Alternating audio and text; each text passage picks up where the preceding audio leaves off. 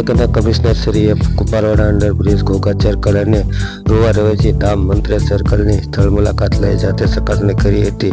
ભાવનગરના commissioner Shri doctor N K મીનાએ Kumbharwada under bridge Ghogha circle અને રોવા રવેચી ધામ મંત્રી સર્કલ સુધીના રોડની સ્થળ મુલાકાત લઈ નિરીક્ષણ કર્યું હતું। કુંભારવાડા અંડરબ્રિજમાં જરૂર જણાય ત્યાં સમારકામ કરાવવા અથવા નવા પુલની આવશ્યકતા જણાય તો તાત્કાલિક ધોરણે તે અંગેની કાર્યવાહી હાથ ધરવા કમિશનરશ્રીએ સ્પષ્ટ સૂચના અપાઈ હતી અને હું છું રિપોર્ટર દિનેશ કુમાર પી બાબરિયા કેટી।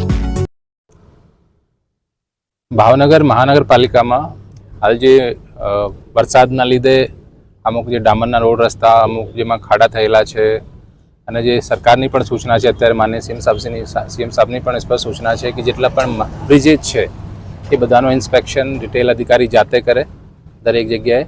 તો અમે પણ એના સંદર્ભે કે આપણા જે કોર્પોરેશન એરિયામાં નાના માઇનર બ્રિજ આવેલા છે, લગભગ 20 બ્રિજ આવેલા છે, તેમાંથી તમામની અમે પણ ચકાસણી કરી છે। તો એના ભાગરૂપે અમે આજે જે આપણા કુંભારવાડા રેલવે અંડરબ્રિજ છે એ પણ જોવા ગયા હતા। એમાં આપણા કોર્પોરેશનને ખર્ચે રેલવે બાંધકામ કરેલું છે, તો એમાં અમુક લીકેજ છે એટલે અમે રેલવેને કીધું છે કે અમને તાત્કાલિક જાણ કરો તો અમે તમને જે રિપેર કરવા માટે અથવા નવું બનાવવા માટે જે ફંડની જરૂરિયાત હશે તો અમે તમને ઝડપથી આપીએ।